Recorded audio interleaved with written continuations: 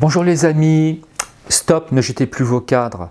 Nous pouvons trouver une solution pour leur redonner une nouvelle vie. On peut les customiser, les peindre, les resculpter, les dorer. On peut faire des tas de choses à des petits coûts, des petits budgets. On pense aussi à préserver le porte-monnaie. Surtout quand on est passionné d'art comme moi et comme vous certainement, ça monte vite dans les tours. Donc on va trouver des astuces.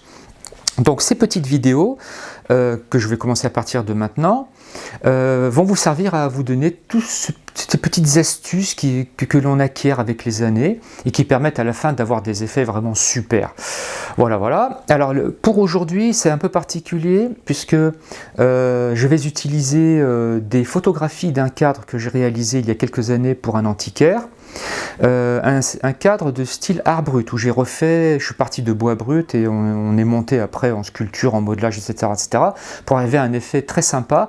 Et en fait ce cadre c'était pour quand même servir de support et de boîte à un Picasso, alors pas une lithographie, une pierre peinte, une pierre de 15 par 15 cm sur 2 cm d'épaisseur, authentique Picasso, Saut de Bislon, enfin bon, une œuvre extraordinaire, une pièce unique au monde, et le client donc voulait quelque chose de très particulier, et on a donc trouvé une solution. Donc pour aujourd'hui, ce ne sera pas vraiment une vidéo de bout en bout, juste une petite présentation préliminaire, comme maintenant, je vais vite m'arrêter d'ailleurs, et on attaque les photographies pour vous donner une idée. Et les autres vidéos, si ça vous plaît, vous verrez les mains au travail, parce que je pense que l'intérêt c'est de voir les mains travailler. Moi c'est ça qui m'a toujours passionné dans l'apprentissage de mon métier. Voilà, à tout de suite pour la présentation du matériel, pas tout, mais déjà une petite base. À tout de suite les amis. Bien, alors la suite de notre tour d'horizon de notre petite vidéo, le matériel, alors évidemment je ne mets pas tout, ça sert à rien, des couteaux pour malaxer les différentes pâtes, les enduits, les mortiers, je s'en fait ça à petite échelle, un certain nombre d'outils en bois ou en résine pour pouvoir modeler justement ces petits reliefs qu'on a malaxés là, des outils pour sculpter, le cutter ok, des ciseaux de différentes tailles comme vous voyez là.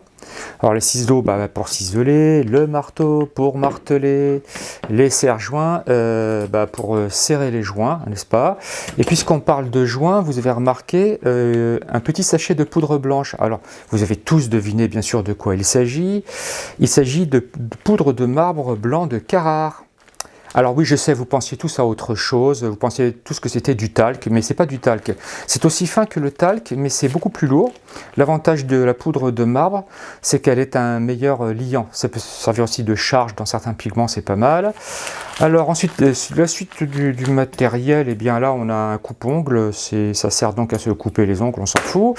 Un tire-bouchon, ça c'est quand vous avez soif, voilà. Et enfin, pour finir, eh bien, on va prendre du bois, voilà. Ça peut être des cadres un peu jaunis, un peu vieillis et sales. Bon, c'est le cas, ça tombe bien. Vous pouvez les assembler, les recouper, les machins, parce que de toute façon, vous allez voir dans les photographies qui vont suivre que ça change d'aspect, c'est assez étonnant. On n'oublie pas également très important, de bonnes grosses mains pleines de doigts assez mobiles. S'ils ne sont pas assez mobiles, eh bien, entraînez-vous, ça va revenir, voilà. Et aussi, on n'oublie pas un œil, mais deux c'est mieux. Voilà, bon maintenant on va attaquer les photos. Merci.